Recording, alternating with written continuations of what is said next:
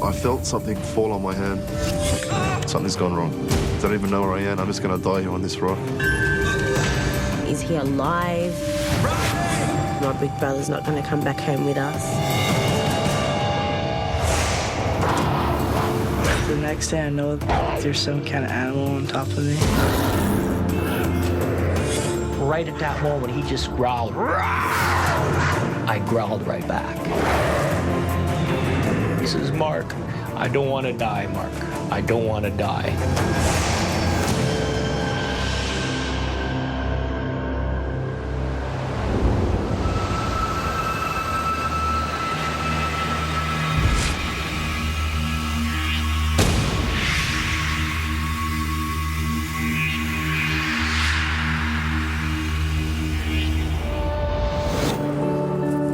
Camping with the Pattersons is really fun. I felt like this is going to be the best week of my life. This is going to be awesome. I'm happy when Colton's happy, and when he's going camping, he's in his glory. That's what he lives for, is to go camping with the Pattersons. Mark and Terry are very, very good woods people, and I'd never have a second thought about letting Colton go hiking or biking or camping overnight with them. We go quite a few times a year, and I'm pretty close to them. I'm like their adopted son. Colton is, like, to me, kind of a brother. When we're all together, Terry, Lara, Colton, and I, we're one great team. I have a beautiful place, 4 acres, a nice cabin, up in the mountains in the middle of nowhere. In ways, we're very remote and isolated, no cell phone service. It's quiet, there's not a lot of people that go out there. We could run into any animal at any given time of day. Black bears we see at least twice, 3, 4 times a month. They literally can be watching you for days and you don't even know that they're there.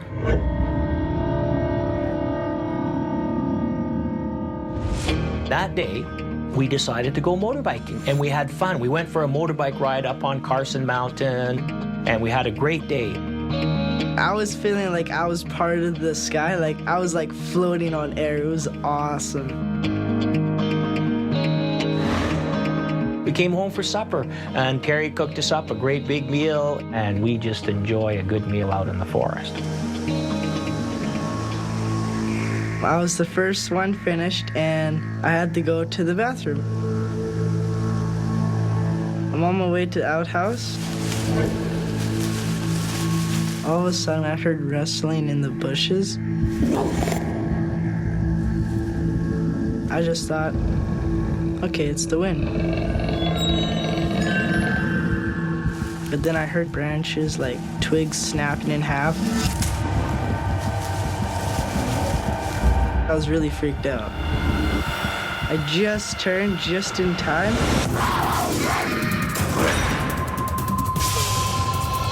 My face hit the ground and it rattled all my teeth loose. Like the next thing I know, like there's some kind of animal on top of me.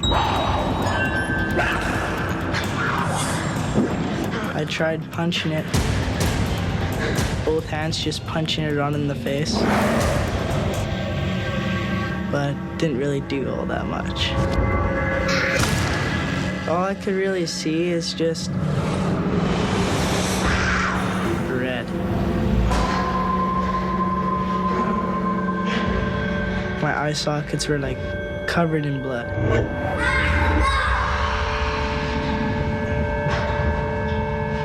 All I could think about is, I'm gonna die.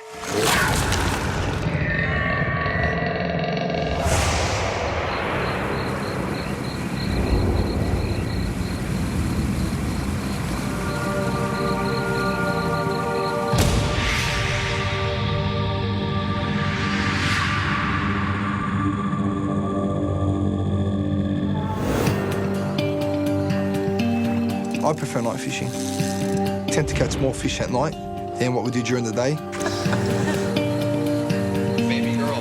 Me and Robbie have been fishing together for about 5 years now. For me, Sal's always been a good friend, and he's always been by my side when I've needed him. And I can always call Sal at any time, and I can always count on him to be there for me if I need help. My brother Rob is very outgoing. He loves fishing because it allows him to, kick back and relax. Hours and hours and hours of fishing, and they would stay longer if they didn't catch any fish, just to catch a fish at least. Plan was to go out for about 2-3 hours of fishing. Probably about 11 at night, we started to get ready. It's very old boat, I don't even know why we took it out. Very hard to see on that river at night, very low visibility, not many lights at all. The water was quiet, but you could hear noises coming through the bush. We were like 10 kilometres up the river when they started to rain. It was already cold as it is, and adding to it rain, no protection with the boat. So I was like, great, we're going to turn back now and head back. And as we're heading back, the boat stopped. It just felt like something had hit the propeller. It was just like a bang.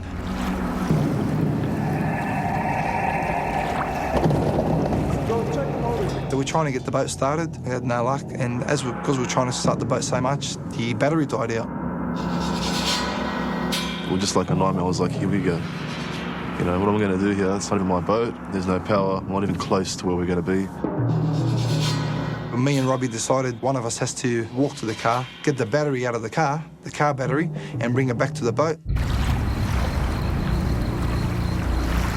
I could start to hear the sounds of the animals in the background. It could be a mullet fish, could be anything, but it also could be something more dangerous, like a snake, especially at night where you can't see water snakes or crocodiles. And you can hear stuff in the woods as well, like little insects and animals and things like that. My worst fear was coming across a snake. I said to Robbie, this is too dangerous for any of us to go through. I think we should maybe call someone. He goes, who are we going to call? I said, I don't know. We didn't want to trouble anyone. We thought we can get to the car, no problem. Robbie said to me, he goes, look, I've been here during the day. I'm pretty sure I can go through. Thought I better go and he could stay in the boat and look after the boat. I just kept thinking snake or crocodile, like everything's gone bad, so this is just it. I'm just going to get off the boat now. Something bad's going to happen again. It's just gone from worse to worse. My heart was pounding.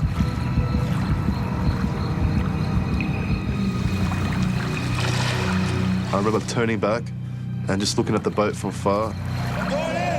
It just looked so surreal, like what was happening. I couldn't believe that the boat's there, it's tired. It's broken down, and I'm in the bush now, and this is what we're going to do. I'm actually going to be walking through here, and I'm going to leave him there. I was basically walking in the dark and in bush, soaking wet with my feet in mud. Anything could have happened. The main thing I thought when I first started to walk was getting bitten by a snake. At that point, I looked around, and I turned what I instantly thought was the back way where the boat was, to see if I could still see Sal in the distance. I couldn't see anything but trees and bush. My fear then was that I'm going to get lost, or I am lost, and now my fear is, which direction do I take? Where the hell do I go?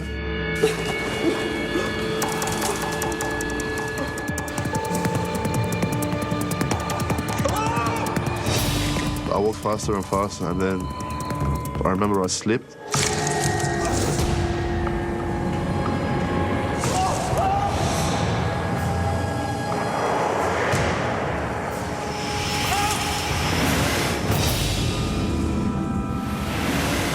And then I crash fall into the ditch there.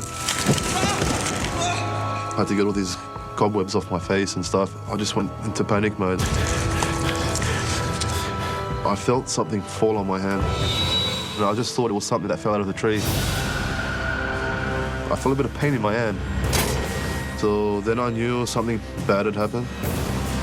I knew something had bitten me.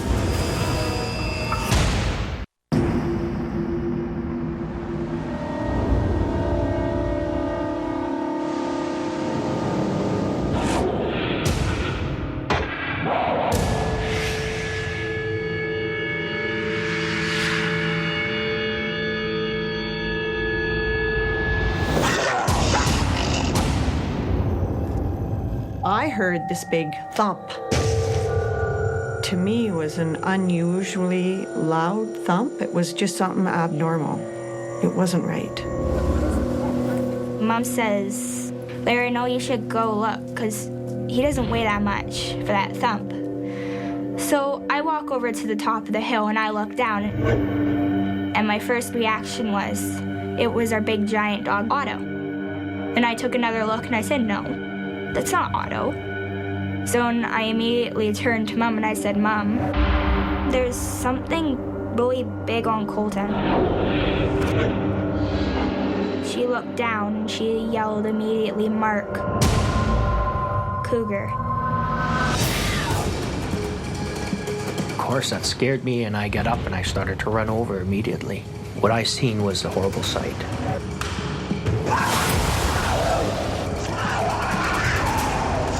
I seen this cougar on top of Colton, and he was just gnawing on Colton's head.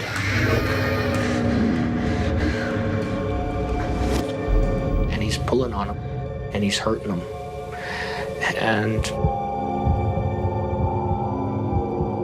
And that cougar was out to eat that boy. I became a different person. I knew right then at that moment I had to do something about this. I kicked this cougar in the head hard as I could. It didn't even flinch. The cougar didn't even move an inch. He just kept on gnawing and ripping on Colton's head. I got down on my hands and knees and I grabbed him by the neck and I choked him as hard as I could. I squeezed with all my might. I just hung on for my life.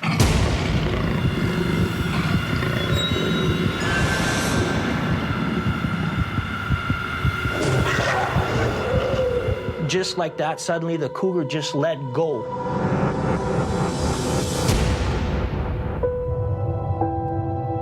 There was just blood everywhere on his body, and he wasn't moving. I thought, this boy's dead. All I wanted to see was him just to get up and run, or just to show some life. I was just so scared that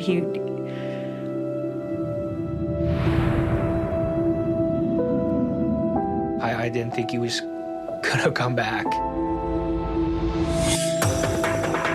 But just like that, all of a sudden, he got up and he started to crawl, and blood was dripping.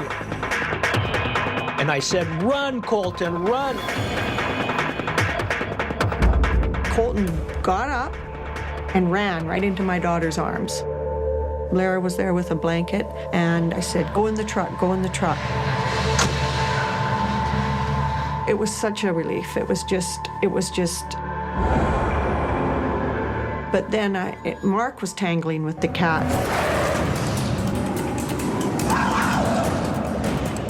And then this cat, he just slid out of my hands. And I flipped around as fast as I possibly could, and that cat was looking at me straight in the eyes. He was out to kill.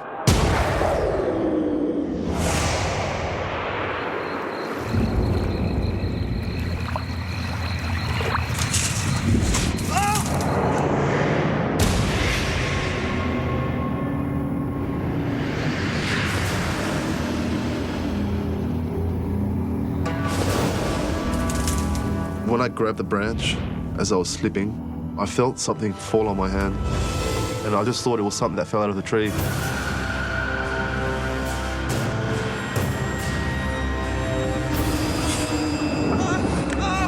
I felt a bit of pain in my hand.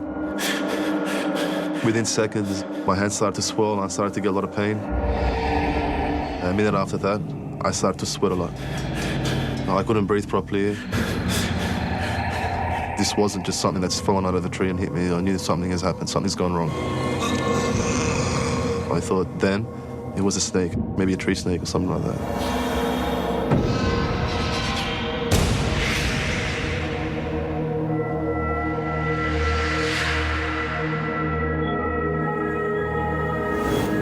My whole body was numb. It's like when you hold your breath from the water and the last few seconds when you just need to get up, so it was just like that. The pain very rapidly progressed into my arm, to the top of my arm. And I was starting to get dizzy, so I was sort of losing consciousness. I just felt so helpless at that moment.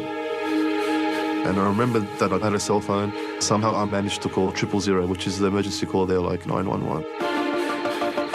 Put the phone on speaker. A female answered the phone, and she was actually very helpful because I couldn't speak, so she pretty much took the words out of my mouth. I told her I'd been bitten, I'm in bush. I kept saying bush and bitten. And she's like, just give me your location, tell me where you are. I don't remember telling her the location, so I think I must have left the phone on.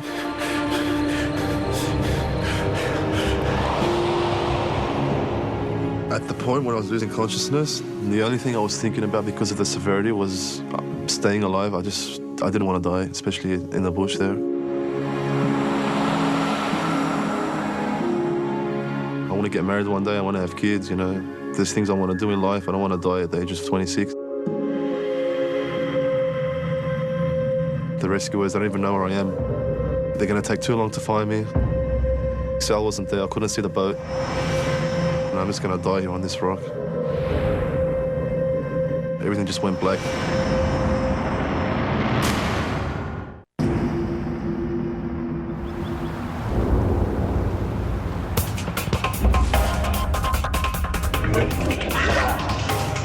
I just did it. I went in there and kicked that cougar's ass. I was saving that boy, and if I died, as long as that boy was okay, that's okay.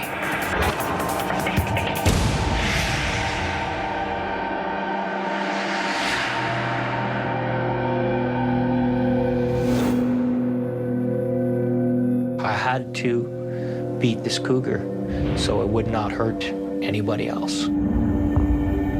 And he slipped out of my hands, and he was poised right behind me in the jump position.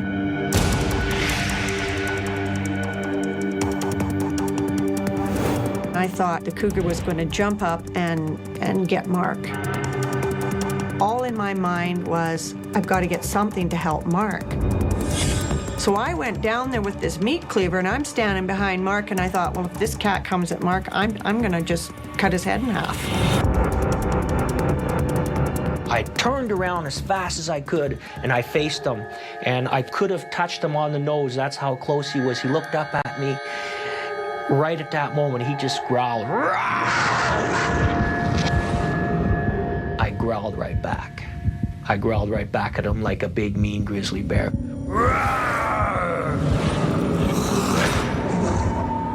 Come on, let's see what you got. I'm ready for you. You want to fight with me? Come on, bring it on. This is my place. You're in trouble. Realizing the cougar was not going to attack at that moment, we just slowly backed off, making big, big noises and waving our arms in the air, trying to scare this cat away. It didn't scare it. He just stood there and he growled at us more and more. But we were able to escape into our truck. We drove out of our yard like crazy.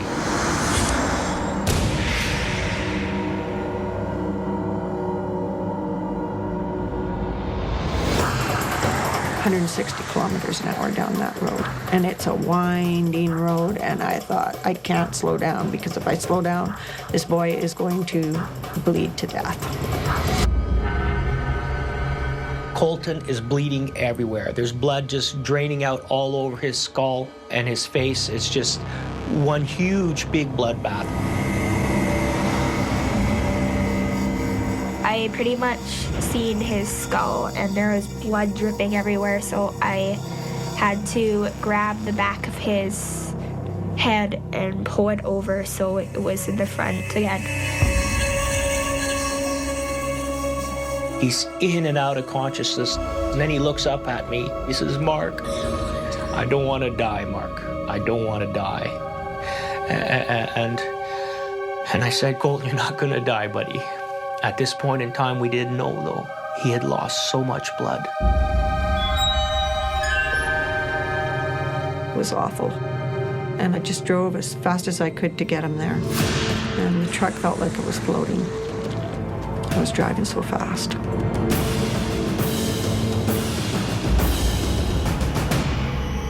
And then when we got there, nobody was at the police station.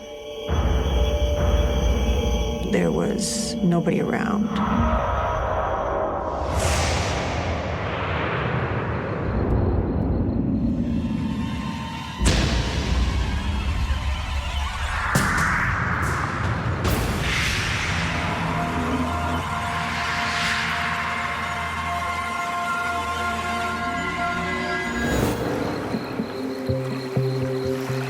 I'm on the boat waiting for Robbie. After 15 minutes, Robbie hasn't come back. I start to worry. Has he fallen? Has he broken a leg? Has he been bitten by something? Because there's snakes, there's spiders, there's all sorts of creatures in that bush there.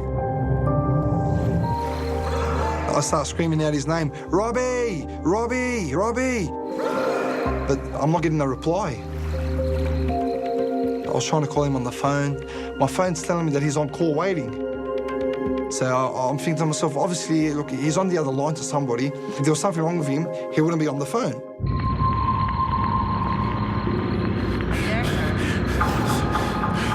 So I've decided to send him a text.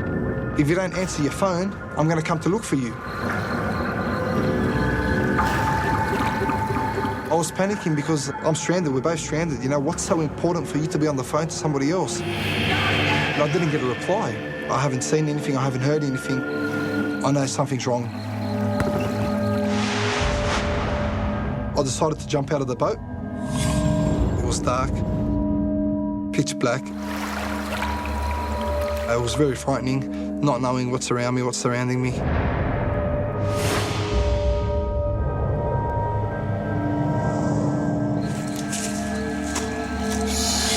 As I'm walking through, I'm walking through branches and cobwebs and it's going over my face and my hair. I can barely see anything. Robbie!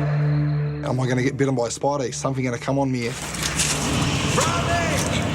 Now, he might be that injured that he can't shout out, he can't scream out. I knew no matter what happens, I need to get to him. But I couldn't find him because the bush was so dense. It was late at night. I was in my room hanging out. My mum answered the phone. The way Mum was talking just made me worry. I can tell that there was something wrong. She said that Robbie had called 000 and that he's been bitten by something. The police, they don't know where he is and they don't know what's bitten him. It's starting to really scare us. Where is he?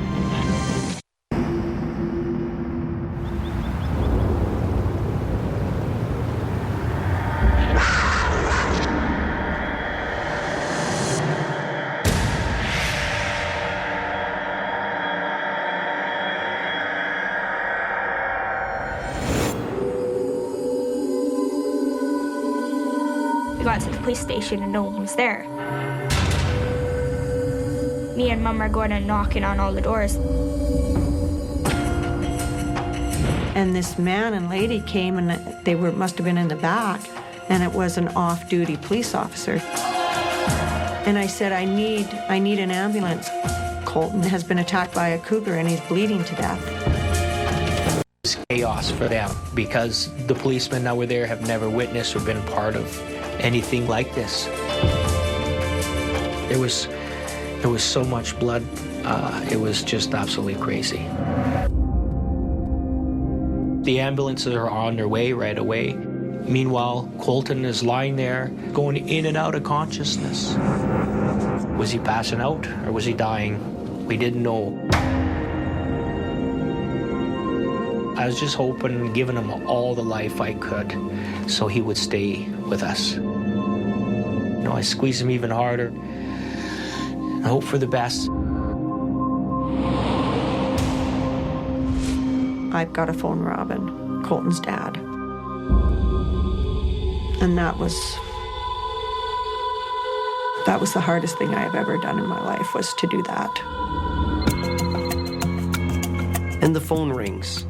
I pick up the phone and I hear Terry Patterson's voice, and it doesn't sound very good. And first thing she says is, Robin, I'm sorry.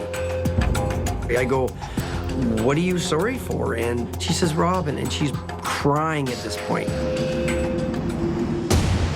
And she says, Colton got attacked by a cougar. I said, what? She says, I'm sorry. He got attacked by a cougar. Oh my God. Finally, paramedics arrived. They said he's lost an incredible amount of blood. We don't know what the end results are going to be. We have to get him to the hospital. I wanted to go say goodbye. So I didn't know if I was going to see him again. So I went outside and I seen him and I said, goodbye, Colton. I'll see you in a week.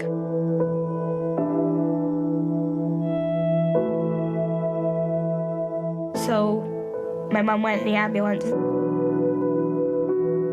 I immediately turned to Mom and I said, Mom, please don't let him die.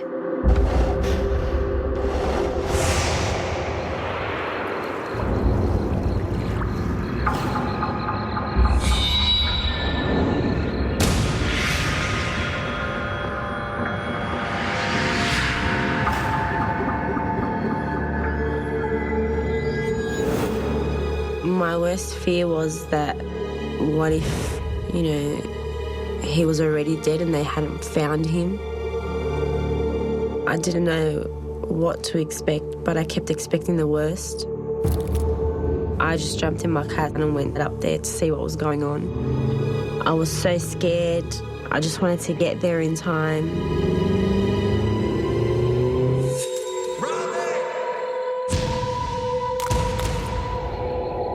Now I'm rushing through the bush, shouting out, trying to find where he is, and I'm not finding him, so it's just getting worse and worse. Hello? All of a sudden, I received a phone call from a police officer. Hello, is that Sal? I said, yes, who's this? He goes, are you out fishing with a mate named Robbie? I said, yeah, I am. He goes, look, he's on the phone, the ambulance. He's finding it difficult to breathe and he thinks he's been bitten by something, but he doesn't know what it is. I'm like, oh my God. He asked me, where are you now? I said, well, I'm in the bush. I'm looking for my mate. The police officer said to me, well, I need you to try to get back to the boat. We're going to send people out to look for you, to try to find you. And I said to the police, look, you're telling me my mate's been bitten by something. He's finding it hard to breathe. The last thing I'm going to do is want to go back to the boat. I hung up and I was just screaming out, Robbie, Robbie, Robbie. But all I could hear was an echo. All I could hear was my echo. There was no reply.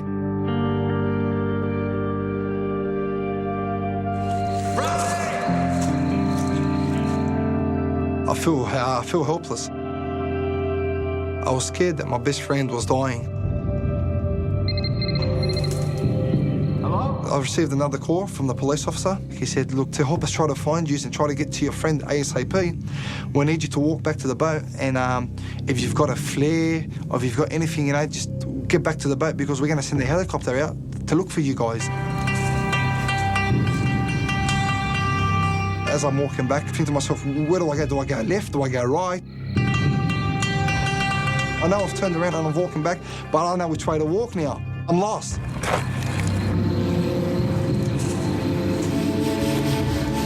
I'm panicking. I didn't want to get bitten by something as well, then they'd probably never find us.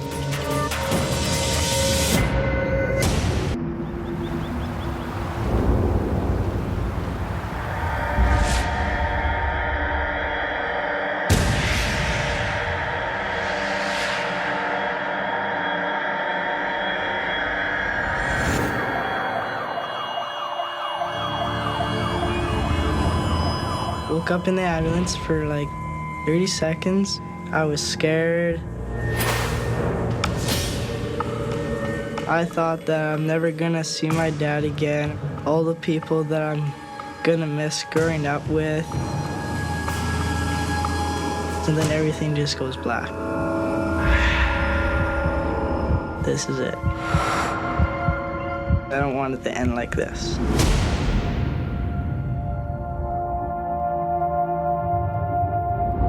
Got to the children's hospital. It was late at night. There was nobody else in the hospital. Terry Patterson said he's been in surgery for 3 hours.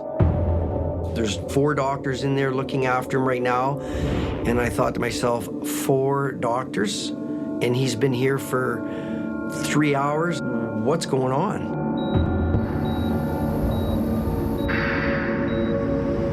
What did the cougar do to my son? What happened? We're all just sitting around there crying. Let him be healthy. Just let him be able to get on with life. I just want Colton to grow up and be a good man. The wait was incredibly painful. It was horrible. It was horrible. I didn't know what to even expect. I was so scared. The only thoughts that I had at that time was shutting my eyes and watching the kids ride their motorbikes again.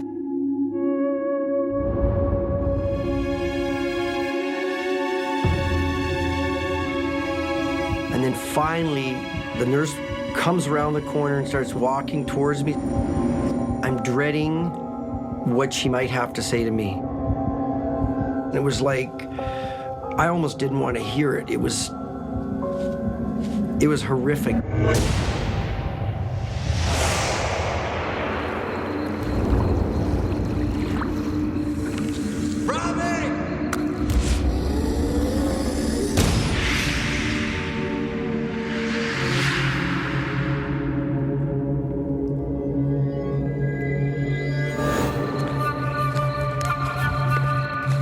As time goes by, I'm just getting more worried and more worried.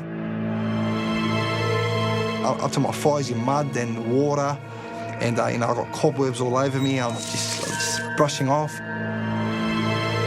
All of a sudden, I can just see the lights on the boat. I've got back to the boat. I found the flare. At least now they can see exactly where I am, so I can try to direct them to where I think Robbie is. I can hear a helicopter. I couldn't see it yet, but I could hear it.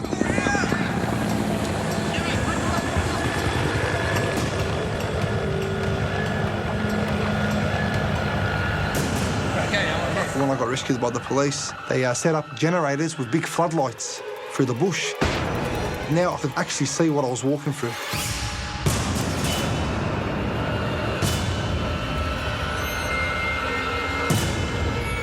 Countless spiders everywhere. You can't count. Everywhere. They were everywhere. I was just walking through this. When I arrived at the river, first thing I saw was lights, ambulance lights, police, rescue crew, everywhere. It looked bad. That's when I started thinking, oh my God, is he alive? The police were pushing me back and they were like, please, don't come in. Calm down, everything will be all right. We're doing the best we can. But it wasn't enough. What if he's still alive, and what if I can find him before they do, before it's too late?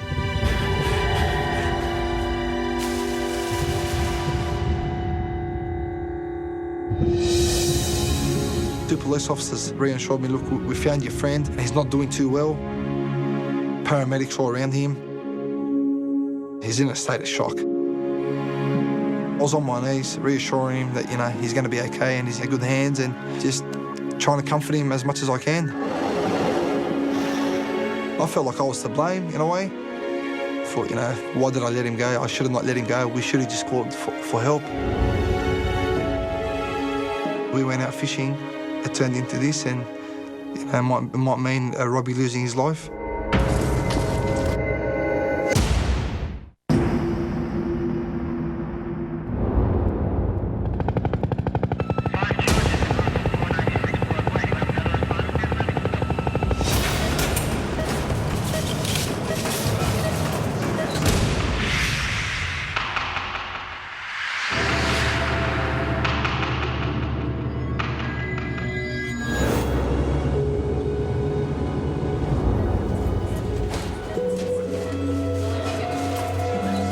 arriving at the hospital, not being able to go in and just sitting in the waiting room was really hard. And I know my big brother's not going to come back home with us. Every minute just felt like forever, just waiting and waiting and waiting. I was just thinking, is something bad happening in there? Are they, trying to revive him? Is he alive? My brother Robbie means the world to me, and I don't know what I would do without him.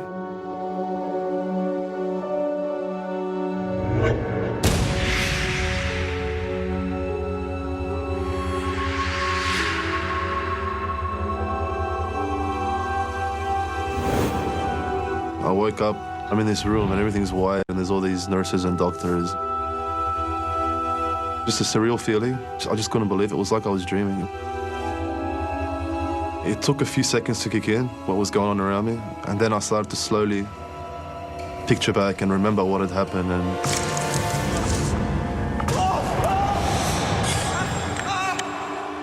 I'm not in that forest anymore, in the bush, lying there, dying. I'm breathing. There's people there to help me. My arm was 3 times its natural size. It was blown up like a balloon on the side.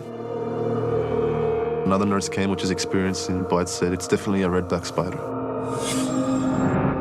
Very lucky, but very silly as well to be out in that time in the river, and making that decision to walk through the bushland. It was a mistake to do that. I could have been dead. I felt really lucky. I just couldn't believe that I've been given a second chance. The doctors let us know that he was okay and that we could go in to see him. That was like big relief. Seeing his face light up as soon as he seen us was the best feeling of my life. Thank God he's still alive, and thank God he's all in one piece. And I told him, don't do that ever again. It's a major relief that he's still alive, that he survived.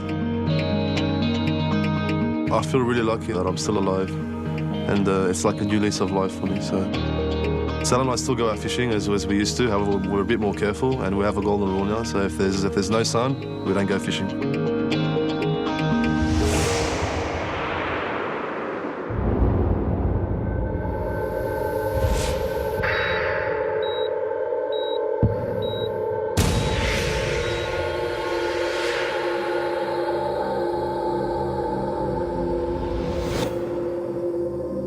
I see the nurse coming around the corner, looking at her face, hoping to see anything. She walks up to me and she kind of nods to me. He's out of surgery, he's in recovery. Would you like to see him? And it was like, wow. She swung the door open, and I immediately walked quick over to my son. All I could see is not even half of his face. Colton was cut from his forehead all the way down around here, and his scalp was actually pulled back, and both of his ears were tore open, and he had 5 scratches down the side of his neck. They put in over 300 stitches on his face and his head. But it was a wonderful sight. It was a beautiful sight to see him alive. When I open my eyes, I see a bright light, and I think I'm in heaven. But when I see my dad, I realize that I survived. I was over the limit of being happy. I was over the top. The most precious thing in the world, he wakes up and he gives us a smile. The first thing he does when he wakes up, with one eye and a goofy little smile out of one corner of his mouth that's not taped up. It was like, wow, what a kid. When I first saw him, I was just like, oh my God, this poor child. I can't believe he's alive. you know, Colton is going to be okay. He's going to have scars. He's going to have lots of scars, but he's going to be okay. He says, Dad, am I going to have scars? And I go, oh, yeah. You're going to have lots of scars, Colton. And I says, you know what's good about that? And he goes, what could be good about scars? I says, chicks love scars, Colton. Girls love boys with scars. And he goes, oh, right on. I was happy that he was going to be okay. It was good to have him back. He said to me, I'm glad the cougar attacked me and not Lara. And I love that little boy for that. That was an incredible thing he said. It was brave. It was very brave of him. He was alive. And that's what I wanted.